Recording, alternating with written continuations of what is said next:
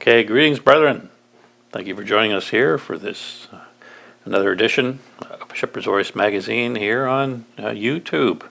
It's my standard welcome. Today is the Day of Atonement, and in actuality, this presentation is being done on the Day of Atonement, or because sunset has occurred and we have commenced the day here, at least in the Chicago area. And so tomorrow, I'm sure all of us will be fully into it, unless you live way out in Australia or the other time zones so much far ahead of us. So anyway, greetings to all of you, and hopefully this message will be meaningful to you on this day for this fall holiday season. So let's just get started. I'm going to just present some thoughts to you today, and hopefully they resonate with you somehow. So, with that. So, in Israel, there were daily sacrifices morning and evening, perpetually. This was prescribed for them to do. They had the morning sacrifices and the evening sacrifices, and they did this continually. And it was to do this to remind them of sin, to remind them of the consequences of sin. And when they sacrificed these animals, there was blood, lots of red blood to be seen. Now, we weren't there to see this, but we can at least appreciate this from our own limited experience, for example. Because blood is easily seen because it's red. You know, when you're digging through a pile of laundry and you're looking for something red, it's easy to find. Other colors are not so much the case, but it's easily seen. And sometimes people even faint at the sight of blood, or their own blood, for example. So it makes quite an impression on people. You know, you've heard the expression, so-and-so saw red, or I see red. And it's an expression of a sudden anger, just like so angry that they see red. There's a certain etymology that goes back to this, which is not so defined, but sometimes there's the expression red flag comes to mind.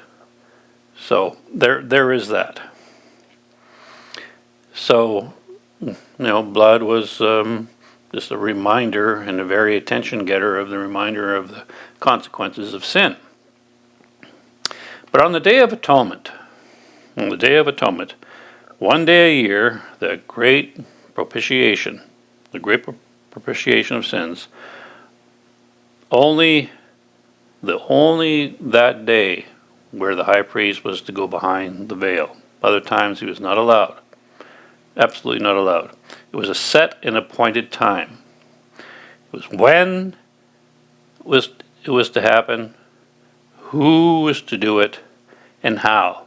It was very particular on how this was to be carried out. And Jesus Christ himself, as the Lamb of God, was also, what the timing and who he was and how it was done was also very particular as well. So there's those parallels.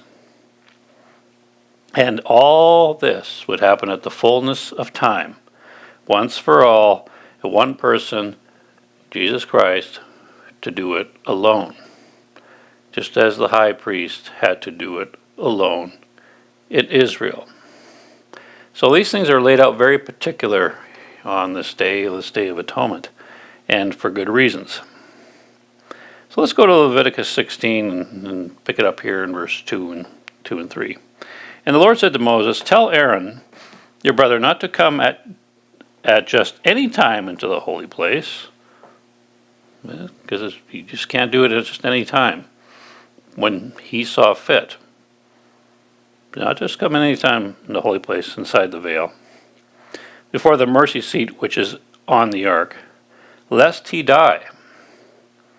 For I will appear in the cloud above the mercy seat. So it's this very particular time that was being prescribed for this to happen. Thus Aaron shall come into the holy place with the blood of a young bull as a sin offering, and of a ram as a burnt offering. Normally an inferior priest did all the daily sacrifices and did most of the work of the sanctuary, but not here, not in this case. But on this day all the work was done by the high priest himself. The message is no one else is to contribute to this on the Day of Atonement. The reminder to us is that we contribute nothing either. We don't. This is a reminder. This day is basically a reminder that we contribute nothing either in terms of atonement. And sometimes I wonder, we're tempted to think we do. But there's that. All the labor was left to the high priest. He did all the preparatory work as well. So, in a sense, like we're kings and priests, as Peter put it to us. But we are all like lesser priests who are living sacrifices. We're like the lesser priests with the daily sacrifices that did them. But the high priest, on this particular day, on a day of atonement, he was the only one allowed to do it in a certain place, in a certain way, at a certain time. He was the only one allowed into the Holy of Holies to do this. So we need to put that in a little bit of perspective for ourselves.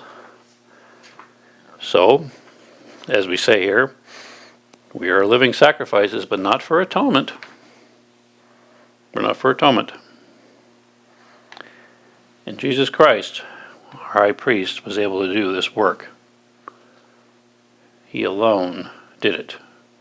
We are not expected to act in that capacity. It's not prescribed for us. So Jesus Christ is our atonement champion. That's who he is. And I want to kind of express that this year. He is our atonement champion. In verse 4, let's just pick it up here, Leviticus 16. He shall put on the holy linen tunic and the linen trousers on his body. He shall be girded with a linen sash, and with a linen turban he shall be attired. These are holy garments. Therefore he shall wash his body in water and put them on, and he shall take from the congregation of the children of Israel 2 kids of the goats as a sin offering, and 1 ram as a burnt offering. All right. So here we have this picture of a humbled high priest entering into the Holy of Holies. Normally, he was out and about. I can't speak to this fully, but his normal garments wore a magnificent set of apparel. But what is being pictured here, this girded with a linen sash and the holy tunic and linen trousers on his body, it was pictures a humbled priest. This is what it's picturing, a humbled high priest. Normally he went out and wore this magnificent apparel, if we understand this. And it'll be interesting to ever have to witness that. So we are to humble ourselves in recognition of this as well. And that's what we're doing today. So Jesus did not enter the Holy of Holies arrayed when Jesus Christ himself. He did not enter the Holy of Holies arrayed in the glories of his ancient throne. He didn't do that. And we can understand this. None of the splendors of a king, no diadems, no purple robe, and no scepter, which is pictured of the high priest. He came in with his body near naked and beaten and hung before his own creation. And bore all the sins of mankind. Something to consider. Now the high priest in Israel had to make atonement for himself and his household. In verse 11, and Aaron shall bring in the bull of the sin offering, which is for himself, and make atonement for himself and for his house, and he shall kill the bull as a sin offering, which is for himself. In contrast, Jesus Christ did not have to do that. Let's pick it up here in Hebrews chapter 9, verse 11 to 14. But Christ came as a high priest for the good things to come, with a greater and more perfect tabernacle not made with hands, that is, not of this creation, not with the blood of goats and calves, but with his own blood he entered in the most holy place once for all, having obtained eternal redemption. For if the blood of bulls and goats and the ashes of a heifer, sprinkling the unclean, sanctifies for the purifying of the flesh, how much more shall the blood of Christ, through the eternal Spirit, offered himself without spot to God, cleanse your conscience from dead works to serve the living God? You know, the Old Testament books never really, it's rather interesting. The Old Testament books, and we read this here in the book of the law, never actually explicitly say that this will be the work of the Messiah in the future. It's never really specifically expressed, but we understand it to be that way today. And perhaps even the Hebrew believers, the audience of the writer of the book of Hebrews, I believe is Paul, was writing to them. Perhaps they didn't even understand it themselves. They needed it to be explained to them. And we do too. They absolutely need to be explained. So that's something to consider. But Jesus Christ himself did not have to make atonement for himself. He went there and offered him his own self for atonement for us. You know, when we look at the holy days, for example, annual holy days, we regard them in our current interpretation due to progressive revelation, which God has designed. It's been progressive revelation from God since the time of creation, since the time Adam and Eve began, when they were created, and in such a way that God has determined for us. In our times, we have the revelation of Jesus Christ, and we should be thankful and grateful for that. So there's a great provision in the church, the ecclesia, the begotten of God, the congregation of God, to regard these days in a newer light. So I asked myself this year, I always ask myself new questions every year. And another question that came up to me, that occurred to me today while I was driving, which I'll bring up in a future date. But for this case, what do all the annual observances of God that God gave Israel have in common? What did they have in common? You know, they all have a sense of victory about them. They all have a sense of victory. And when you think about it, you know, the Sabbath itself, and I believe I talked about this before on this channel. The Sabbath itself, which I believe God gave everyone, has a strong sense of victory about it. The reason why I say everyone, because Christ said it himself. It's for everyone.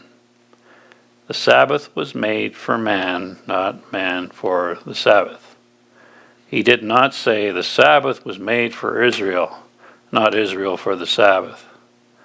He said the Sabbath was made for man. The seventh day Sabbath. That's why I believe it's for everyone. But what is the victory of the Sabbath?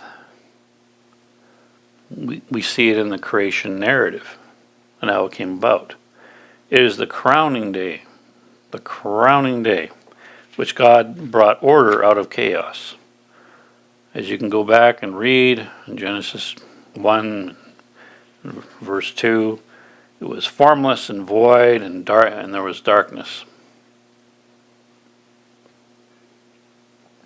But in the end, through that creation narrative, we can see victory. So to observe itself, not simply rest. People talk about Sabbath as a day of rest. It is. But it's also to recognize victory.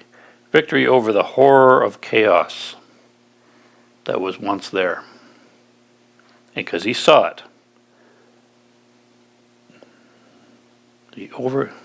God himself, he said, this is very good. He created order out of chaos, and the crowning day was the Sabbath, which speaks to victory. And it always spoke victory to the Jewish people throughout history, because it's always been preserved. Empires come and go, as we talked about. They could be displaced, they could be anywhere in the world, but the Sabbath always speaks to victory. You can't destroy it. You can destroy an empire, you can take down a kingdom, blow up things, but the Sabbath just remains. So it speaks to victory. So observing the Sabbath is simply just not rest, but it speaks to recognizing victory. You know, the oldest culture in the world is held, that status is held by the Jews. All these other cultures have come and gone.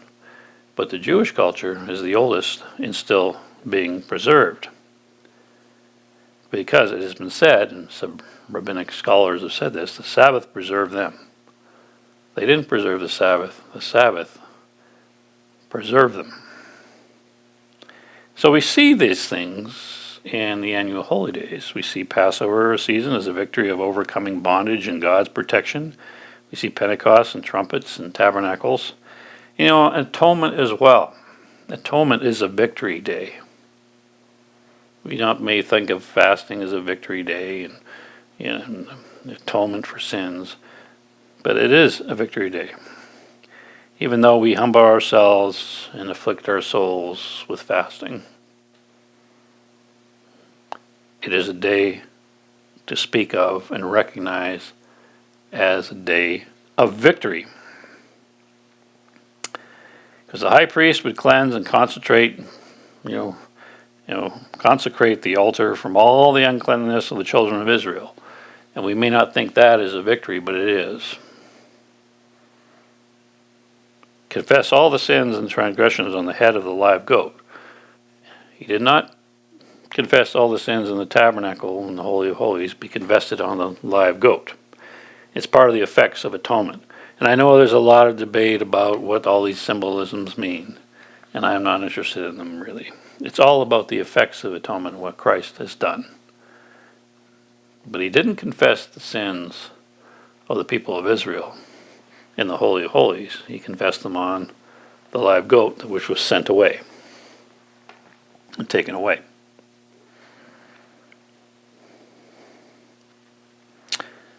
And during this day, the people were to afflict their souls by fasting for the 24-hour period.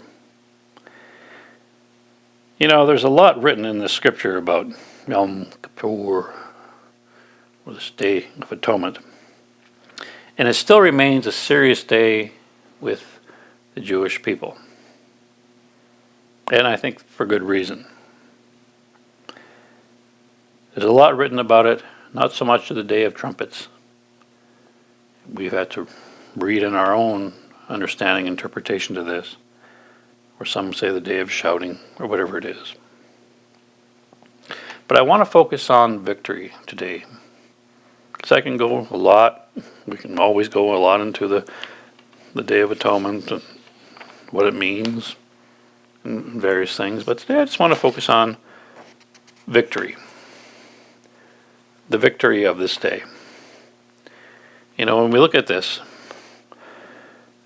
we kind of say, well, what defines victory? It's God's success in putting an end to sin, putting an end to evil, getting all the corruption and all things that offend, and put them out of his presence, or if it ever was, out of his kingdom, and thrust it out as is talked about in Matthew 13. Just get him out of and have reconciliation with his creation, with his people, with you and I. That is victory, and it's victory for us as well. And there's many things we can talk about in Scripture about, to the victor goes the spoils. And Jesus Christ overcame Satan. He is the victorious one. It's all said and done. This thing is done. We're talking about something today that's been done. We're not anticipating it in the future in the sense that what Christ has done. The effects of it still go on, as we'll pick up here. In Exodus 28, let's talk about the victory here. It describes the detail of the garments that he normally wears, the garments that the high priest normally would wear. And I started looking up some pictures of this, and it's really hard to get a good image of what this is about. But these are very priestly garments. And these garments were for glory and beauty, and the garments would bring praise to God and admiration from all that gaze upon them. If somebody saw these garments, somebody walking around with this garments, would turn heads to see it. It was made by talented people. It spoke of the custom-fitted, meticulously detailed, and immaculately clean garments that this high priest would wear. This was his normal attire when he went about. Jesus Christ entered the Holy of Holies as a humbled high priest. Entered as a laboring high priest. And he entered alone, something he had to do for himself. Yet, we see him, as the Israelites saw their high priest, as exiting. Because when he came out of that, when the high priest entered, made atonement, and left, he would put on his garments again. He would leave the humbled, the garments described we just talked about earlier. He would leave them aside, and then he would put on his normal attire, his normal garments, where we see a glorified high priest. And they would see him come forth. And the people, as I believe I understand it, would rejoice to see him, because he would exit as a glorious and exalted high priest again. Atonement was done, and the nation can continue to exist. That's how important this day was. Because if there was not a successful atonement, that would be a catastrophic nationwide crisis. And so there were a number of atonements, Day of Atonements. There's no report of things not going right, but we just need to understand this. This is how important this day was to the whole nation of Israel. So you would exit as a glorious high priest, and people would be relieved and thankful and feel blessed. How do we see atonement in this season? I have my own thoughts about this. Because I do see it as a way of victory. We see in the fall season we have the Day of Trumpets, which occurred just last Sabbath, announcing at times of readiness and redemption. And I know that some have said this was the day Christ returns and symbolizes Christ's return. I don't know. I'm not convinced of that exactly. I think it's connected with it. Certainly we don't know the day, but it does speak to it. The Day of Trumpets, or shouting and getting ready. It speaks to readiness and redemption that is nigh. Is more than, it seems to be plural word, Day of the Trumpets. the day of the trumpet, or the last trumpet. It doesn't say that.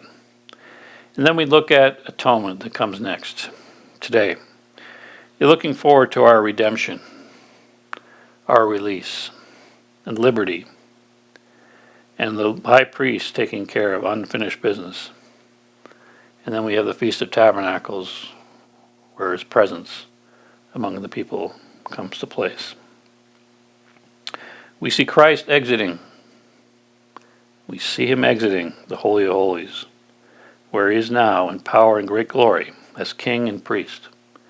He's going to have both roles, both as king and priest, and that's a very powerful thing to have together. In the Levitical priesthood, it was just priesthood. They didn't have authority as kings.